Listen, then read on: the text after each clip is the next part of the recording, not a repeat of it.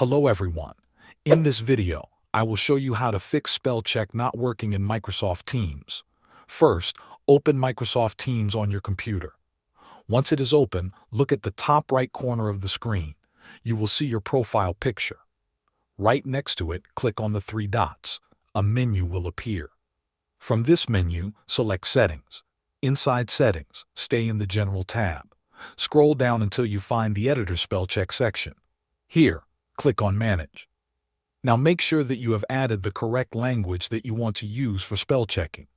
Also confirm that spell check is enabled for that language. After this, close Microsoft Teams completely. Then open it again to apply the changes. Next, we will clear the Teams cache. Click on the Windows search bar and type App Data. Open the App Data folder. Then go to Local, then Packages.